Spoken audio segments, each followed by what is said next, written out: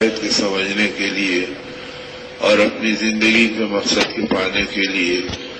جو عمل دیا گیا وہ دعوت اللہ کا عمل دیا گیا۔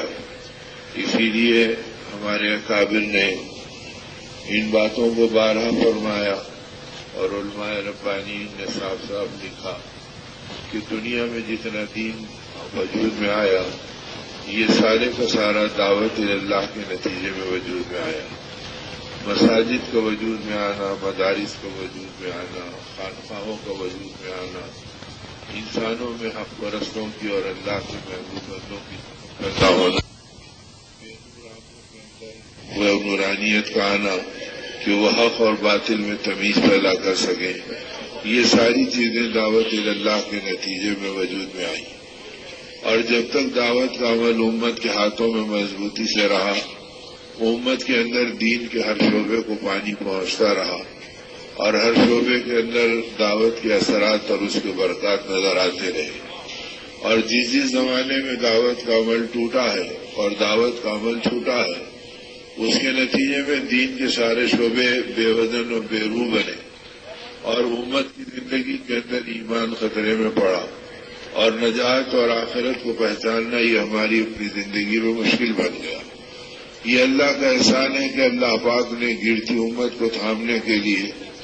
اور ہماری زندگی کے رذائل کو توڑنے اور اس کو ختم کرنے کے لیے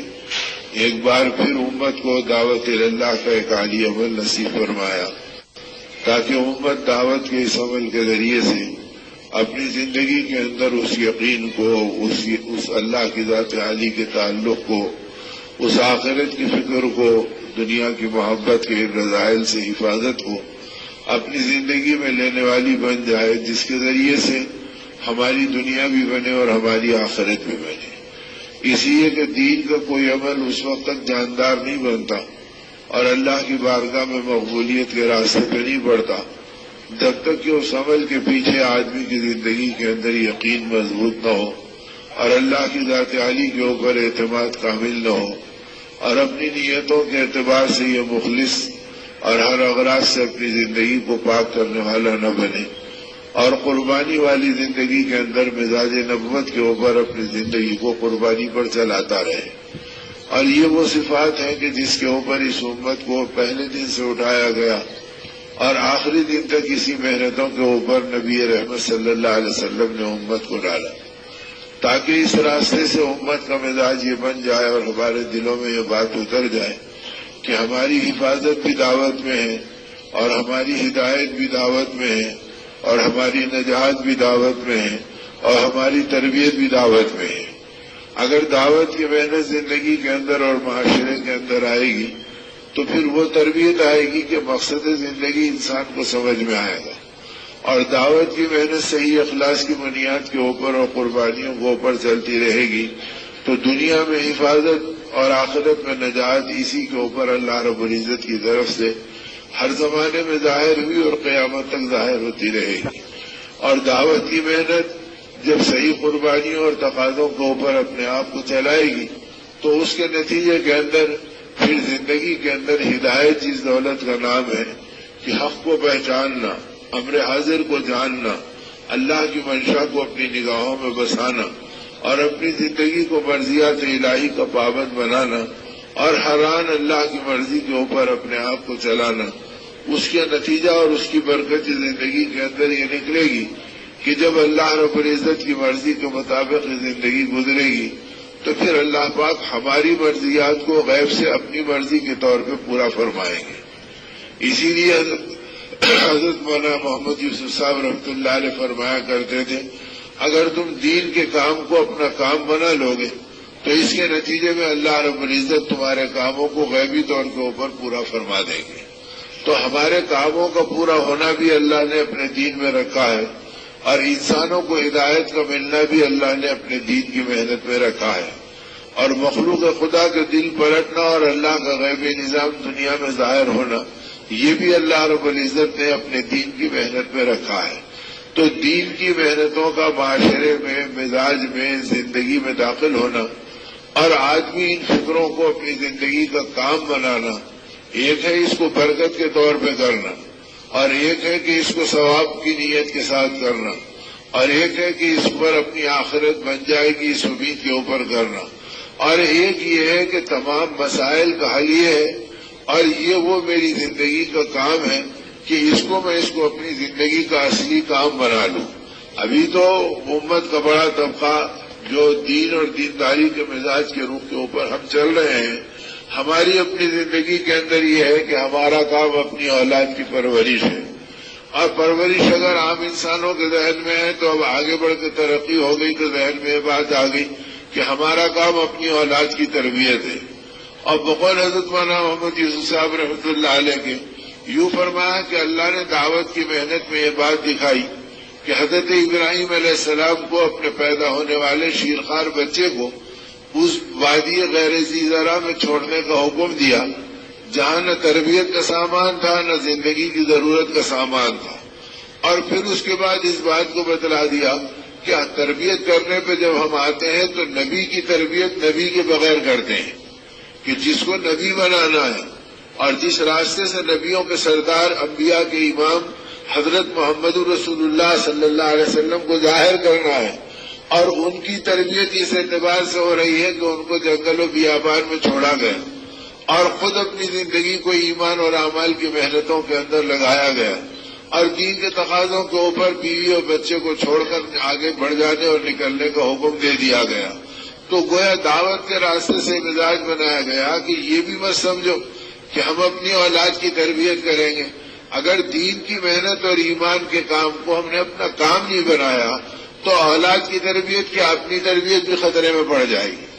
اگر اپنی تربیت کو بھی بنانا ہے اور اپنی زندگی کے اندر بھی ہدایت کی دولت کو لینا ہے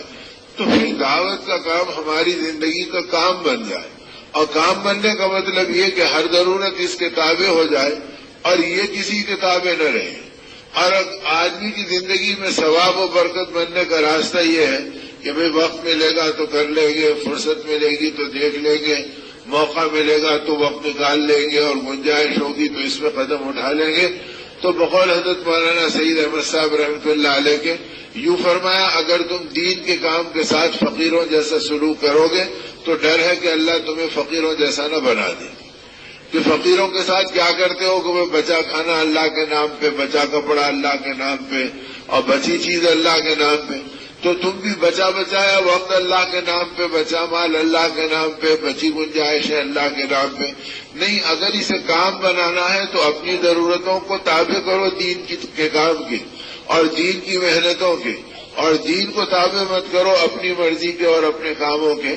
اگر ان بنیادوں کے اوپر آدمی چلے گا تو یہ دین کا اپنے آپ کو ضرورت مند بنا کر چلے گا۔ اور صحابہ کرام کو نبی رحمت صلی اللہ علیہ وسلم نے موت تک دین کا ضرورت مند بنایا،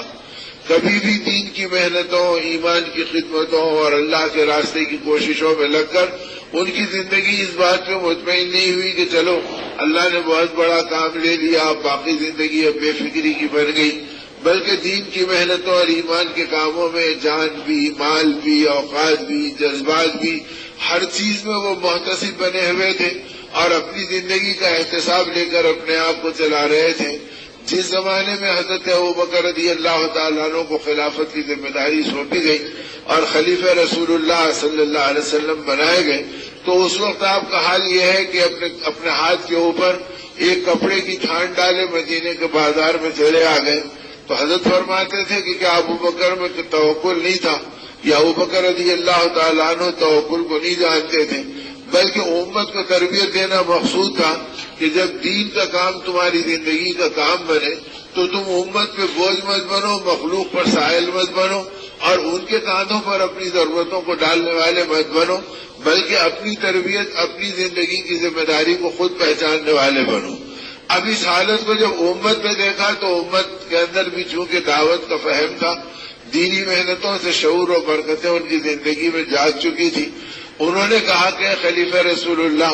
اگر آپ اس کام کے اندر اپنے آپ کو لگا دیں گے تو ہمارے کاموں کی کون خبر لے گا اور ہماری فریادوں کو کون پورا کرے گا، اور دین کی حفاظت کی تدبیروں کی ذمہ داری کس کے کانوں کے اوپر ہوگی، لہذا آپ اپنے آپ کو یکسو کر لیجئے اور اس کام میں اپنے آپ کو لگا لیجئے۔ تو آپ نے جواباً فرمایا کہ پھر میری ضرورتوں کا مسئلہ، تو کہا کہ اس کو تو بیت المال سے پورا کر دیا جائے گا۔ اب مشورہ جب کیا تو بیت المال سے ملنے والی چیز میں کتربوت کی اور اتنا کم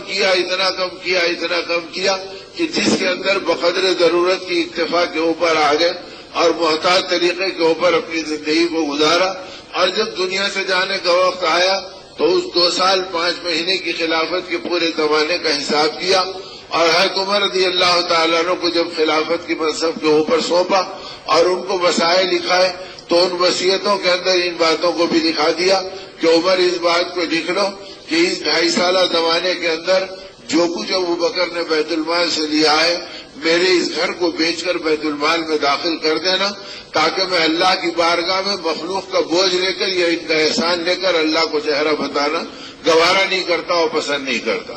حضرت عمر رو پڑے اور فرمایا کہ ابو بکر نے اپنے پیچھے آنے والوں کو مشقت میں ڈال دیا اور بڑے نازک راستے کے اوپر ہم کو کھڑا کر دیا. تو گویا اس بات کو بتلایا کہ دین کی اس محنت میں اور ایمان کی ان کوششوں میں جان بھی اللہ کی نسبت کے اوپر لگے گی، مال بھی اللہ کی نسبت کے اوپر لگے گا،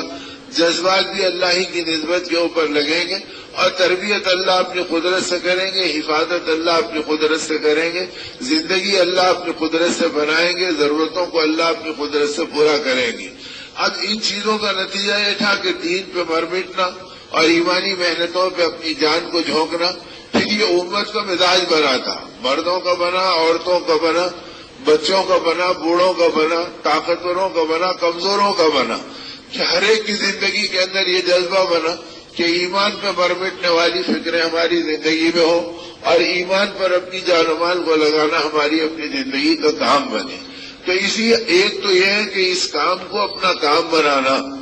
اور کام بنانا کسی پر احسان کرنے کے لیے، امت پر جتلانے کے لیے نہیں بلکہ اپنی زندگی کی تربیت کے لیے اور اپنی ضرورت کے لیے کہ یہ میری ضرورت ہے کہ میں ان بنیادوں کے اوپر چلوں. اسی لیے ہمارے بڑوں نے ایک بات تو فرمائی کہ اس کام کی بصیرت اللہ دے دے، اسے اللہ سے مانگتے رہنا اور اس کے لیے قربانی کی محنتوں میں چلتے رہنا اور اللہ کے ہر بندے میں خیر تلاش کرنا. اگر آدمی خیر تلاش کرتے رہے گا تو اللہ رب العزت ہر ایک کا خیر اس کو عطا فرمائیں گے. حضرت ابوبکر رضی اللہ تعالیٰ عنہ کے قول کا خلاصہ یہ ہے، اگر تم لوگوں کی برائیوں پر اور ان کی کمیوں پر نظر رکھو گے اور ان کی کوتاہیوں کو تمہاری نگاہیں دیکھتی رہیں گی یا تمہارا ذہن سوچتا رہے گا یا تمہاری زبانیں بولتی رہے گی تو ہر ایک میں ایک ایک خرابی ہوگی اور تمہارے دیکھنے اور سوچنے کے نتیجے میں تم میں اجتماعی طور پر اتنی خرابیاں آ جائیں گی اور تمہاری زندگی اتنی زیادہ اللہ کی نگاہ میں مردود بن جائے گی اور تمہاری زندگی اللہ کی نگاہ میں اتنی بے قیمت بن جائے گی اور تمہاری دعائیں اتنی بے وزن بن جائیں گی. اور اگر تم ہر ایک کے خیر کو دیکھتے رہو گے اور اس کے اندر کی بھلائی کو دیکھتے رہو گے اور بھلائی کے دیکھنے میں، خیر کے دیکھنے میں فقہاء نے یہاں تک فرما دیا اس کے اندر کسی دلیل کی بھی ضرورت نہیں. آدمی اگر کسی کو کہہ دے کہ میاں یہ اللہ کا ولی ہے تو اسے ولایت کے سوچنے والے تصور کا اجر بھی ملے گا، معرفت بھی ملے گی. اس لیے کہ نیکی کے سوچنے کے اندر اور خیر سوچنے میں کوئی دلیل نہیں ہے. اور اگر آدمی کسی کے بارے میں برائی سوچے اور غلط سوچے تو شریعت یہ کہے گی کہ ثبوت پیش کرو، اور اگر ثبوت خاطر خواہ پیش نہیں کریں گے تو وہ برائی اس کے اوپر لوٹا دی جائے گی.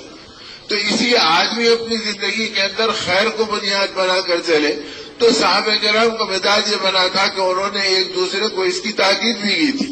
اور اس بنیادوں کے اوپر اپنی زندگیوں کو چلایا بھی تھا کہ بھئی خیر کو بنیاد بنا کر چلو اور ہر ایک کے اندر خیر تلاش کرو. اگر جب تم ہر ایک میں خیر تلاش کرو گے تو ہر ایک میں ایک ایک خیر ہوگا اور تم جتنوں کے اندر خیر تلاش کرو گے اللہ اتنے تمام انسانوں کا خیر تمہاری زندگی میں جمع کر دے.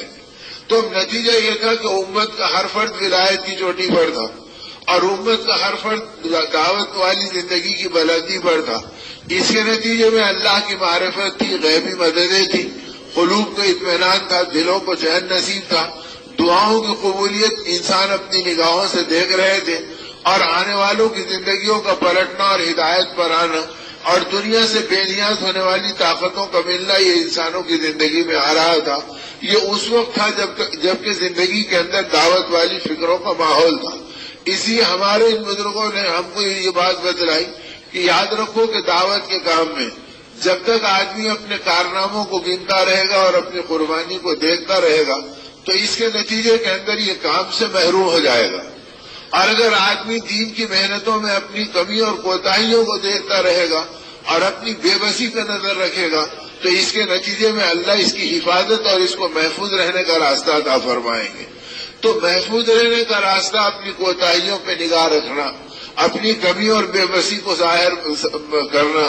اور ان بنیادوں کے اوپر اللہ کی بارگاہ کے اندر اپنے آپ کو متوجہ کرنا اور اپنے کارناموں کو اور اپنے کاموں کو اور اپنی محنتوں پر نظر رکھنا اور اپنی قربانی پہ مطمئن ہونا، یہ راستہ محروم ہونے کا ہے اور بے اثر ہونے کا. اس لیے میرے بھائیوں اور میرے بزرگوں، دعوت کا یہ کام اور دین کی یہ محنت جس کو اپنا کام بنانا ہے، تو کام بنانے کا مطلب صفات کے اعتبار سے بھی کام بنانا اور کیفیات کے اعتبار سے بھی کام بنانا اور قربانی کے اعتبار سے بھی کام بنانا اور تقاضوں کے اعتبار سے بھی کام بنانا کہ تقاضے کیا ہیں ان کو خواتین و حضرات، ایمان اور روح کی تازگی کے لیے ہمارے یہاں تشریف لائیے. ہمارا پتہ مینار الیکٹرانکس پاور ہاؤس کے سامنے، Kalyan road, Bhiwandi, Maharashtra, India. Mobile number 9823250416 9823250416. Proprietor Mohammad Yaqub Khan Azmi.